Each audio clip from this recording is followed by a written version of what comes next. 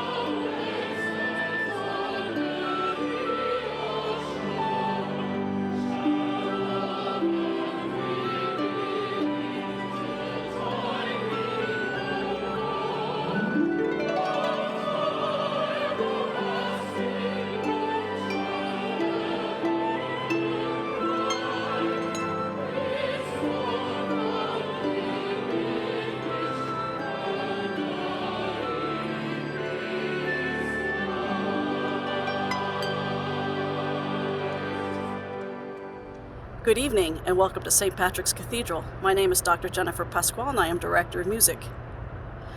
Thank you for joining us for our annual Irish Heritage Concert. We really wish that you could be here live in person and that we would have live music, because it's wonderful when all of you are here with us together. especially during this time of year as we celebrate the solemnity of St. Patrick in the next few days. But you can still participate from home by downloading the program at www.stpatrickscathedral.org and follow along in the musical selections, read about the musicians, and sing along on the hymns. Believe it or not, people do sing from home during Mass when they participate with the programs. And you can do so as well during this concert, which we do every year in this space. Thank you for joining us this evening. We really appreciate that you've taken the time to join us. And we're going to sing a hymn, and then after that, the St. Patrick's Cathedral will sing some selections, and then I'll be back to talk to you again. But for now, please join in singing Be Thou My Vision.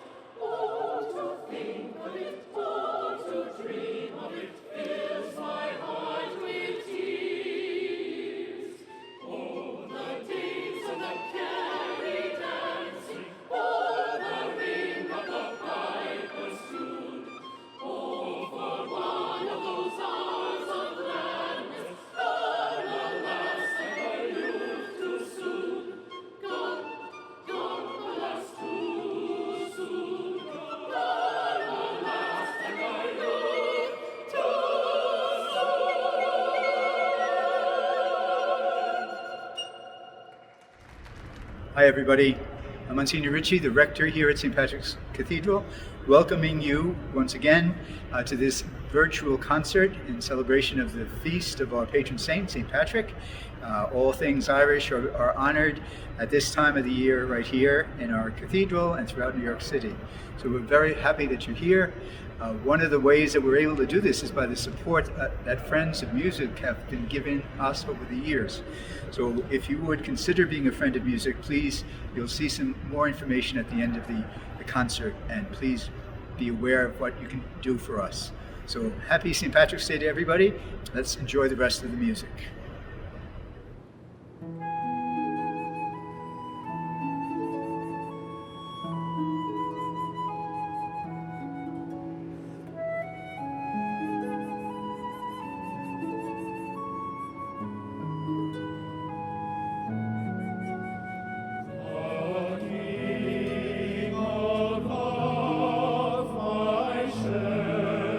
Shepherd, Jesus,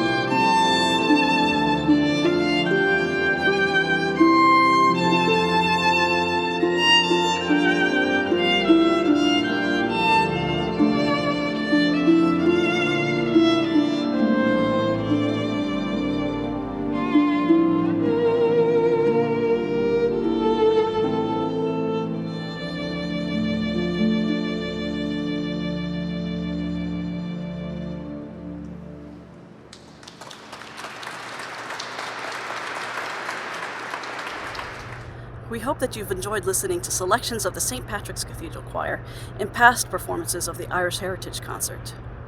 The next piece you're going to listen to has been produced virtually in the last couple of weeks. The choristers all sing from their own homes. We don't get together, we don't rehearse. They rehearse on their own and then they record, and then an audio engineer pieces it all together. And so the result is this piece now.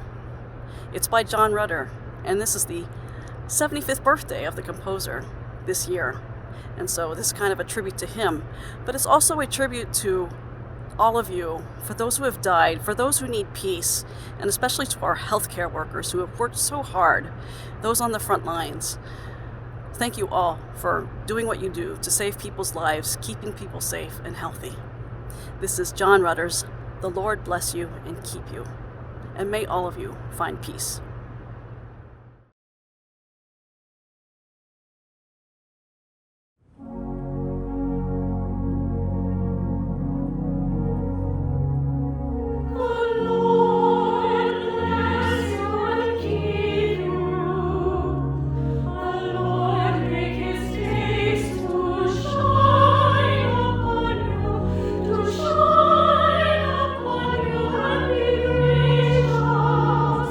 And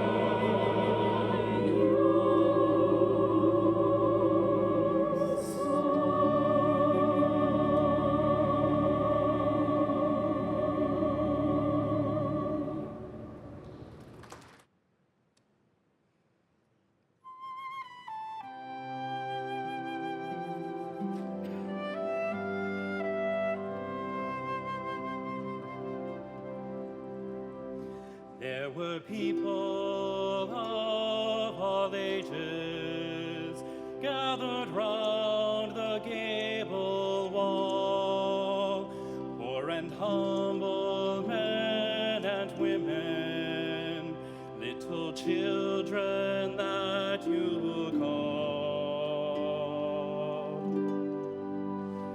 We are gathered here before you, and our hearts are just the same, filled with joy at such a vision as we praise your name.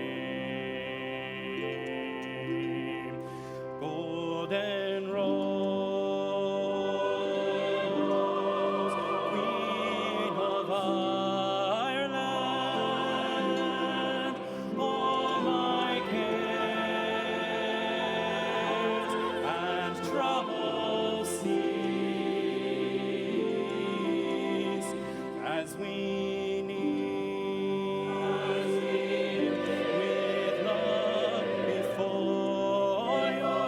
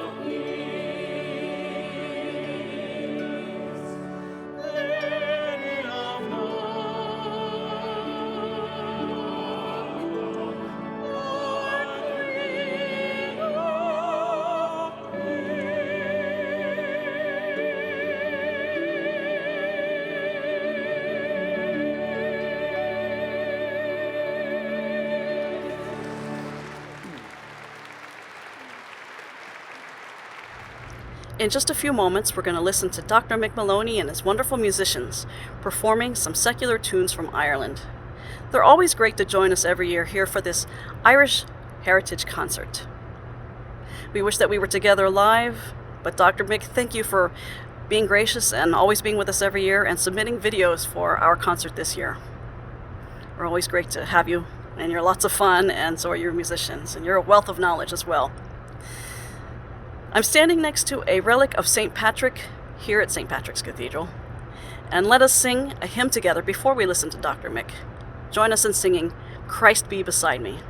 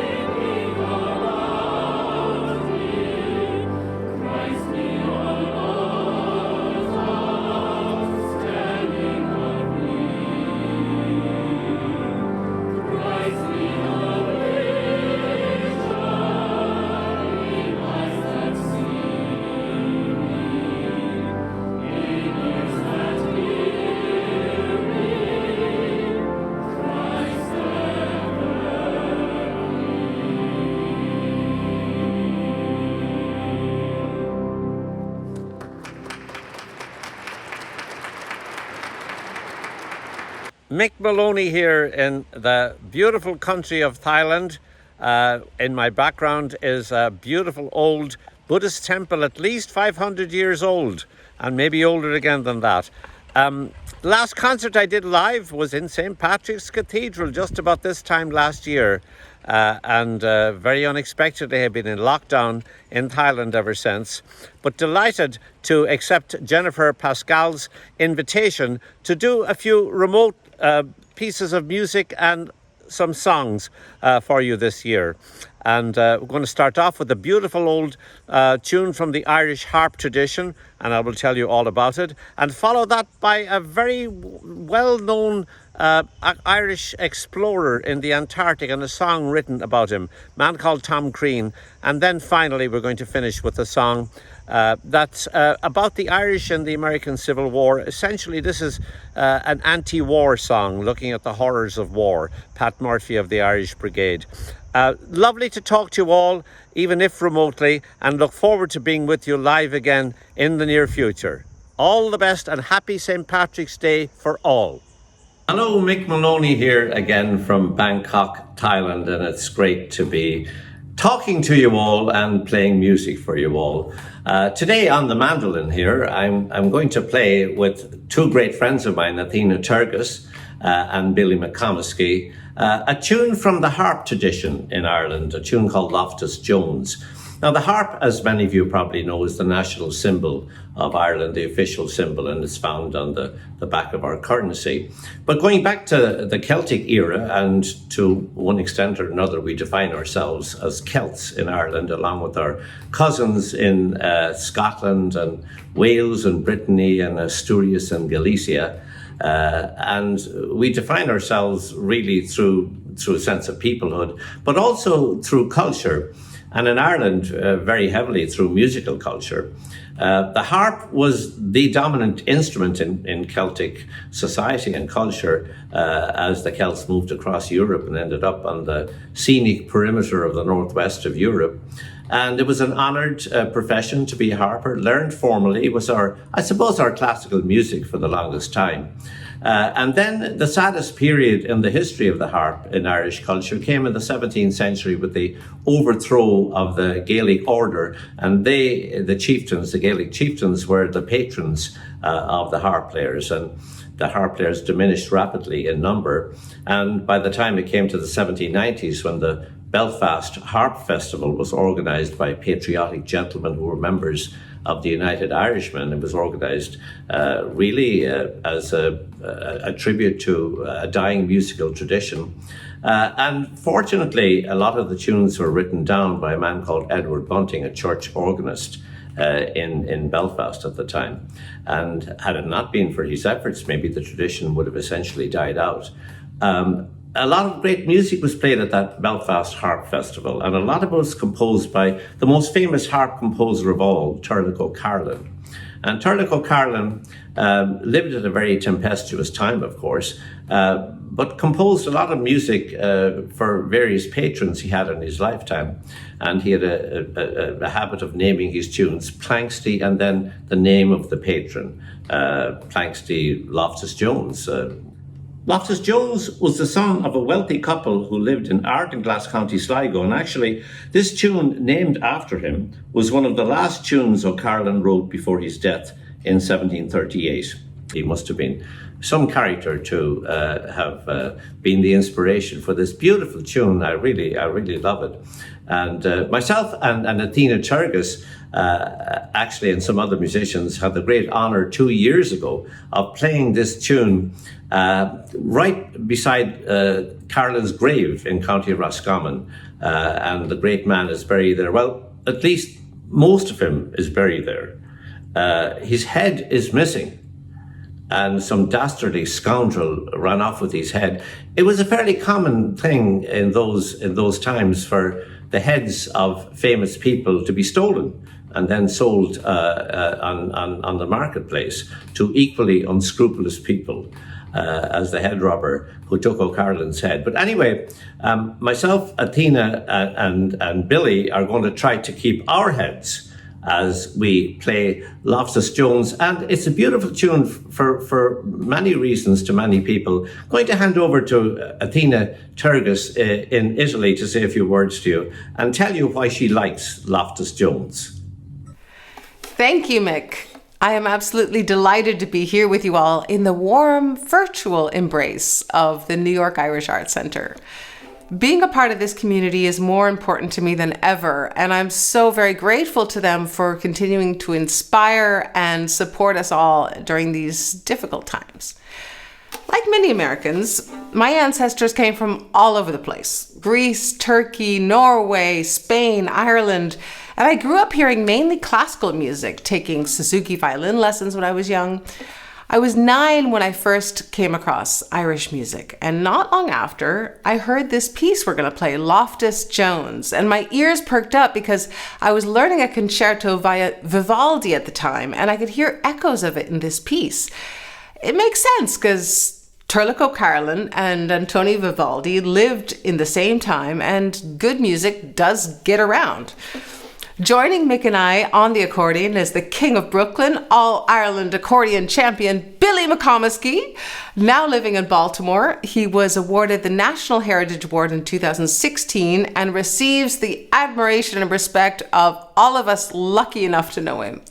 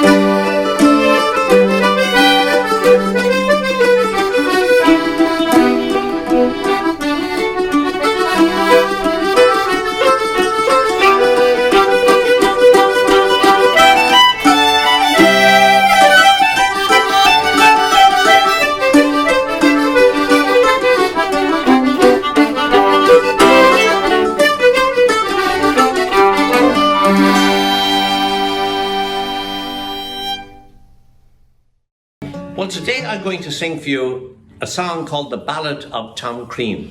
And it was written by a man called Cliff Wedgbury, who's originally from London, now living for many decades in Cork. I never have actually met Cliff Wedgbury, but we've been in touch remotely.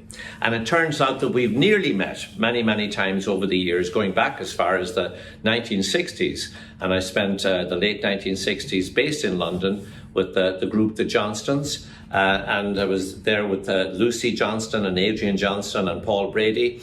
And we visited many, many folk clubs and played in many folk clubs and in places like the Royal Festival Hall in London, the Queen Elizabeth Hall, the Albert Hall, and so on.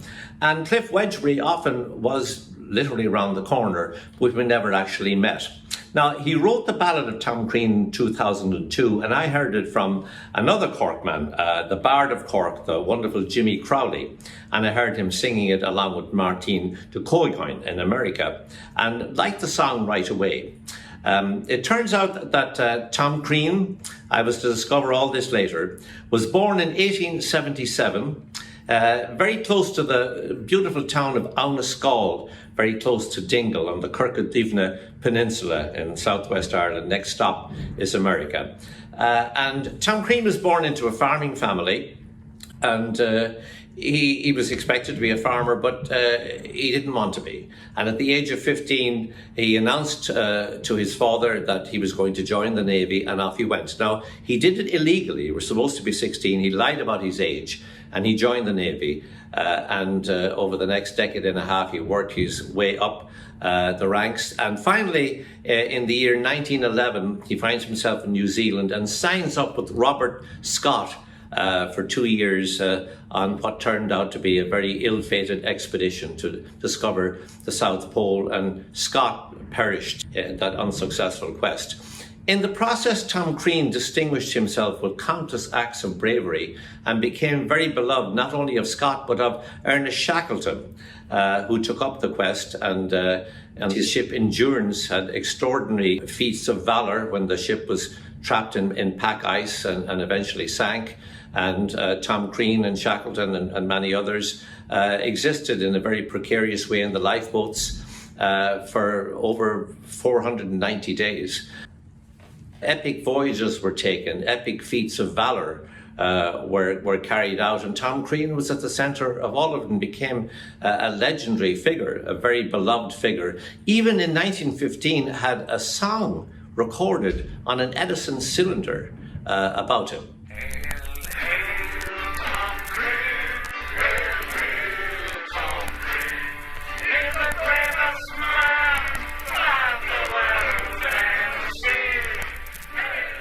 Tom Crean went on to become a very beloved figure with Ernest Shackleton. Shackleton eventually, with Raoul Amundsen, did discover the South Pole.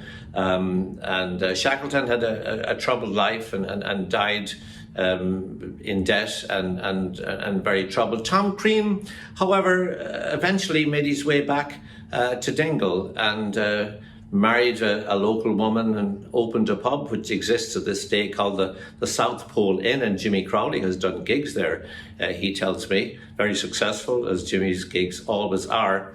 But the name Tom Crean was not celebrated much locally. First of all, he existed at a time when Ireland was in the middle of a battle for independence. And in a sense, his family was on the wrong side of that battle.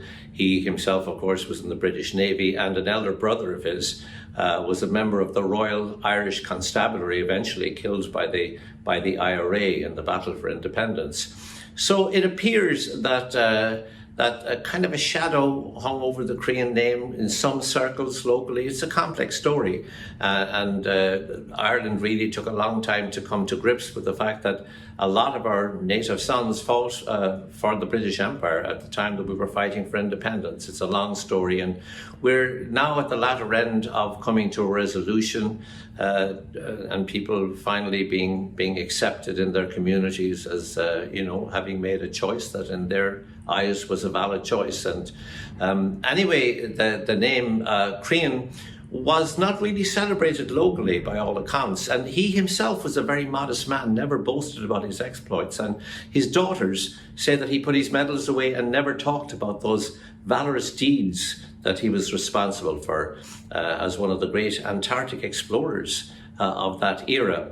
But eventually, the book was written about Tom Crean, and Cliff Wedgbury wrote the song, The Ballad of Tom Crean. And now he's considered a hero. And a statue has been erected in his honour. And I'm very proud indeed to sing this song. I love the song. I learned it from Jimmy, who made some minor changes, he tells me, and Cliff totally approves of that. It's the folk process, and I think I made a couple of changes myself without even knowing it. In any case, I'm very delighted to sing the Ballad of Tom Crean. And joining me on this is the wonderful Brenda Castles from County Meath. On the concertina, the redoubtable Lucy Johnston. I'm back singing with Lucy again after 50 years of not performing together. And a special treat, John Doyle, the mighty Dublin guitar player who has really transformed the role of the guitar in Irish music. And we've been warriors together on the road for many decades, and we co-produced 4 CDs together. Always a pleasure to hang out with John, to be in his company, and especially in his musical company, one of the great musicians of our time. And he's joining us along with Lucy and with Brenda. He's joining us in North Carolina on the guitar and on vocals. The Ballad of Tom Crean. He ran away to join the Navy when he was about 15. The farmer's son from Anniscall, the brave, the young Tom Crean. It's of this unsung hero who sailed with Captain Scott on a doomed attempt to reach the pole, to find that frozen plot. It was Crean that found Scott's body, frozen where he slept. He built a cairn upon that man and said his prayers and wept. With Shackleton he bravely sailed to chart the icy waste. Upon the ship Endurance an icy hell he faced. He ran away to join the Navy when he was about 15. The farmer's son from Anniscall, the brave, the young Tom Crean.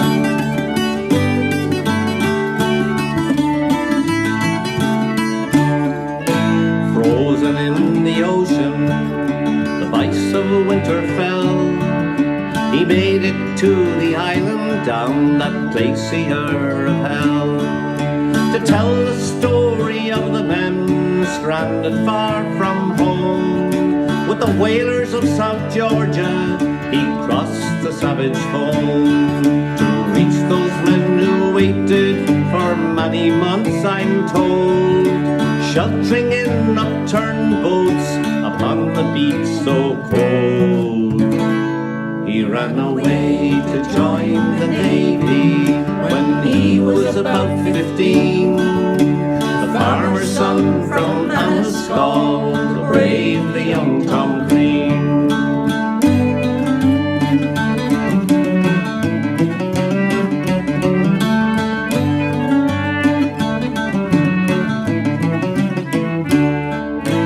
Eating seals and penguins, seaweed from the shore, never ever knowing if they'd see their homes once more.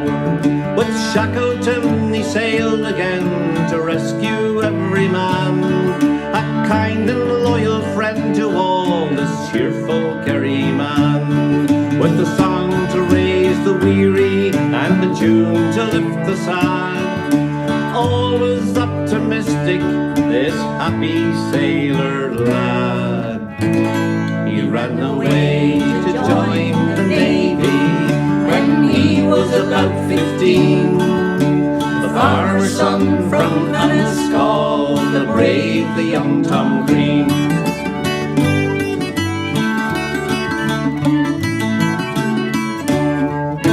Without the Crean boy's courage, determined nation too.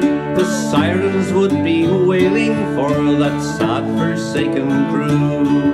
But the James Caird bits of Georgia, the mountain peaks were climbed, and soon the face of fortune smiled on the brave souls left behind. And the steamer was a wondrous sight as she ploughed the raging waves, and from that icy fortress every mother's son was saved.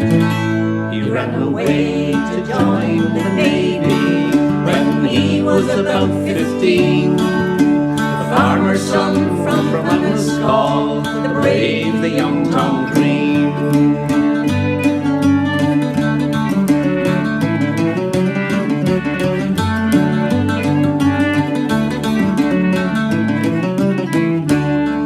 But he came home and fell in love, a local girl he wed. The South Pole in the open, and he pulled black pints instead. The father of 3 daughters, and Mary, Kate, Eileen. Though you left this world in 38, your deeds live on, Tom Green. He ran away to join the Navy when he was about 15. The farmer's son from Enniscall, the brave, the young Tom Green. When I arrived in America in 1973, I was very fortunate to live for a few months at the house of my mentor, the wonderful folklorist Kenneth S. Goldstein. We all called him Kenny Goldstein, who was chair of the folklore department at the University of Pennsylvania. And I came to America to study folklore. I was after the big bucks, obviously. And living in his house was a folklorist's dream come true, really. He had one of the most extraordinary libraries of Americana, popular culture, mostly folklore, and songs of all kinds. And I spent countless hours in the basement of his house on Vernon Avenue in northwest Philadelphia. And I came across an inordinate number of songs about the Irish in the American Civil War. Now, I was new to America at the time and was a little puzzled by this. My knowledge of American history was a lot more limited then than it became later. But I became friends with the great late historian Dennis Clark. Became one of my best friends. And Dennis was a powerhouse of a man. He grew up in a working class neighborhood in Kensington in Philadelphia, and eventually went to Temple, got a PhD in history, and wrote The Irish in Philadelphia as his doctoral thesis, which still stands as a fantastic book to this day. Not too many people were writing much about the Irish in America at that time. Dennis ended up writing 11 books on the Irish experience in America, held down a full-time job at the time and raised a family of 6 and moved house every 4 years. And he actually was the man you would turn to if you needed something done or a helping hand. Dennis, he often says, the busiest person who has the most time.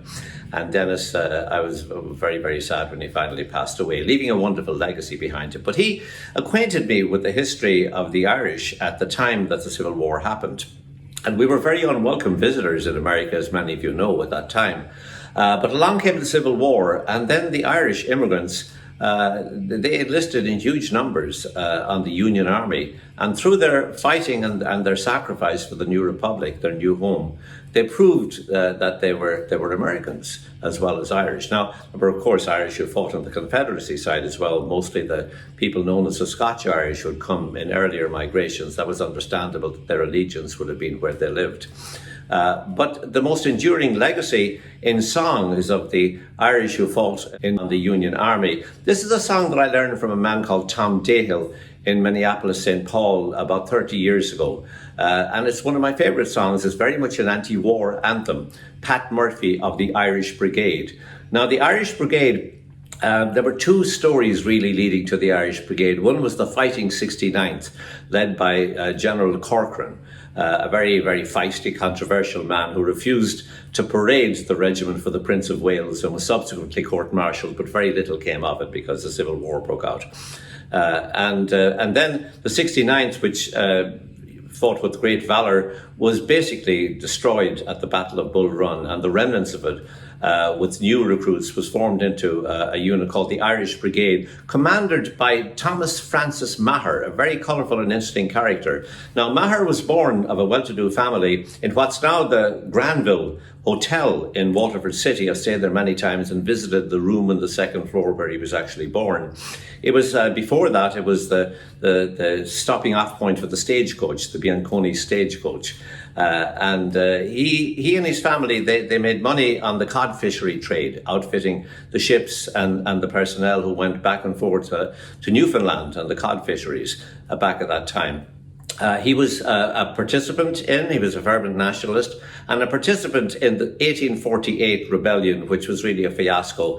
Ireland was going through a famine at the time, and the ringleaders were rounded up, and two of them, Thomas Francis Maher and his compatriot John Mitchell, were sentenced to death, but eventually was commuted, mostly through their rich friends in America, to a life sentence in penal servitude in Tasmania. And they were shipped out there. But they both escaped. They gave their word as gentlemen that they would report to the police station and tell them, we're escaping. And the police were totally astonished. What in the name of God is going on here? But off they went. And Maher arrived to a great welcome in New York. Became a lawyer on Fifth Avenue, and eventually in the Civil War became the hero, the general of the Irish Brigade. Was rewarded for his service by being given the governorship, the first governorship of the state of Montana. But on the way to take up office there, he was assassinated. His body has never been found. It's one of the great mysteries of that time. His compatriot, John Mitchell, went in an entirely other direction. He went to Knoxville, Tennessee, and became a fervent Confederate supporter, believed in slavery and the institution of slavery. And he had three sons. Two of them were killed in the Civil War. The other was wounded. Eventually became involved with the Fenian organisation and went back to Ireland. And he's known as an Irish nationalist hero. His reputation in America is much more complex. Anyway, going to sing Pat Murphy of the Irish Brigade, joined by the wonderful Haley Richardson in North Carolina, and by Brenda Castles, County Meath concertina player and singer now living in Dublin. Pat Murphy of the Irish Brigade. The night before battle, and all through the camp, the soldiers lay close in their quarters. They were thinking, no doubt, of their loved ones at home, mothers, wives, children and daughters. Far away in the east sat a dashing young blade, and a song he was singing so gaily. It was honest Pat Murphy of the Irish Brigade, and he sang of the spring of Shillelagh. One now says Pat, what a pity to see brothers fighting in such a strange manner.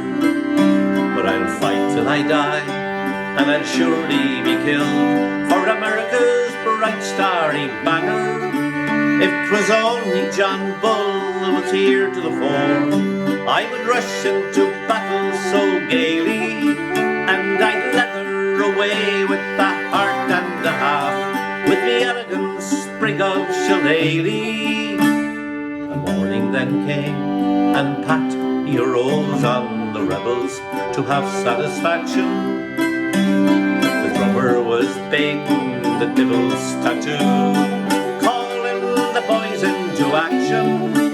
And the Irish Brigade in the battle were seen, their blood for the cause shedding freely, as with bayonet charges they marched on the pole, with a shout for the land of Shillelagh.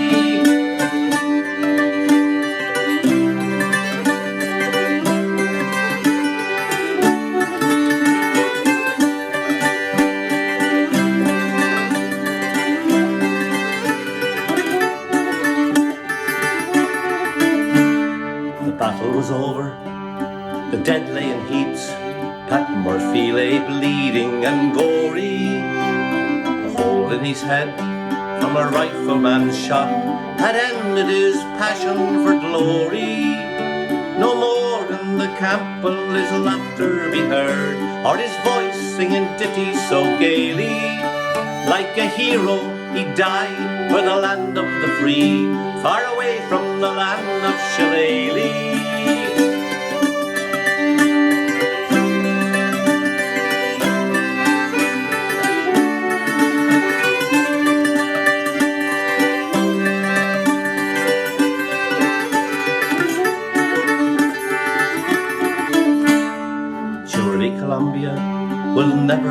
forget, where valor and fame hold communion.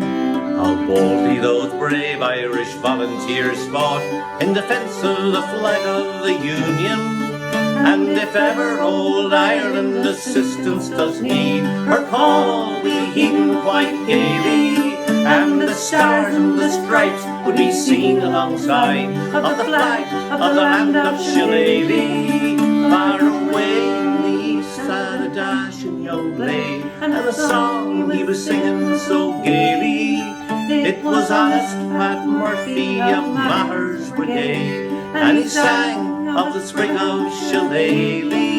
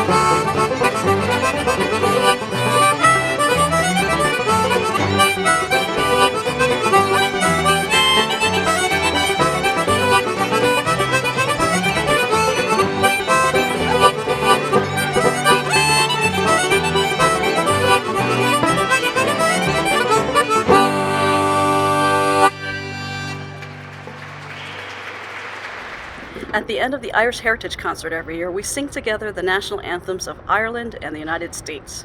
We invite you to join in singing with us. Thank you to all of you who have joined us tonight virtually, and we hope that we're together next year in person. Thank you to the Cathedral Choir, the staff musicians here at the Cathedral, to Roberto Espinel especially for transmitting this concert, otherwise nobody would watch it. Thank you to Dr. Mick Maloney and his wonderful musicians, and to all of you for participating and watching, to our donors, to our Cathedral staff, and to the clergy for supporting us. Have a great evening, and happy St. Patrick's Day.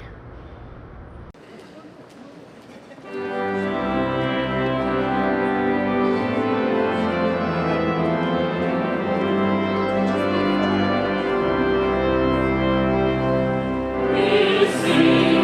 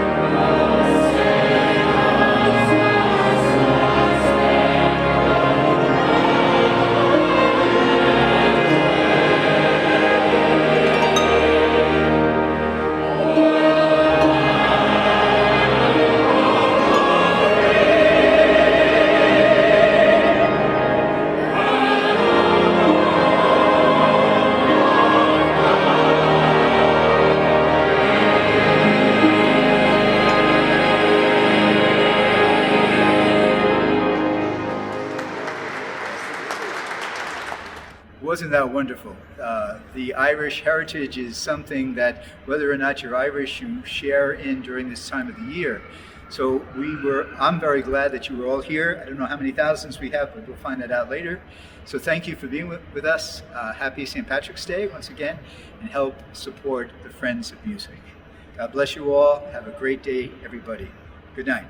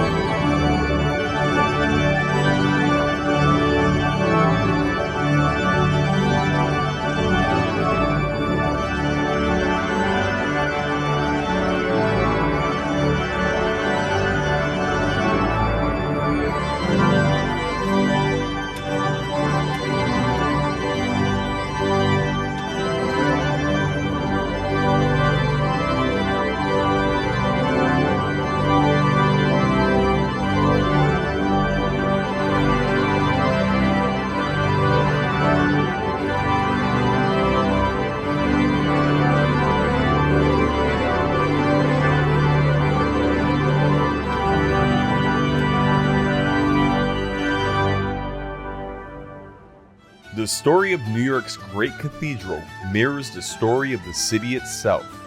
Created to affirm the ascendance of religious freedom and tolerance, St. Patrick's Cathedral was built in the democratic spirit, paid for not only by several prominent New York residents, but also by the contributions of thousands of poor Catholic immigrants. St. Patrick's Cathedral proves the adage that no generation builds a cathedral. It is rather an ongoing conversation linking generations past, present, and future. As we celebrate the feast day of St. Patrick this year, what better time is there to honor that tradition and build upon what started over 162 years ago? Beginning at 12 a.m. on March 17, 2021, join the St. Patrick's Cathedral community for the inaugural Day of Giving, a 24-hour celebration of America's parish church and the power of giving back. St. Patrick's Day has always been a special day at the cathedral, and now it's even more exciting as Day of Giving is an opportunity for parishioners, virtual parishioners, longtime benefactors, and friends of St. Patrick's Cathedral to come together virtually and show support for their spiritual home. You choose where you want your gift to have an impact at the cathedral, and if 1,000 donors make a gift before 11:59 p.m., a generous donor will unlock $50,000 to support preservation of our beloved St. Patrick's Cathedral. Happy St. Patrick's Day.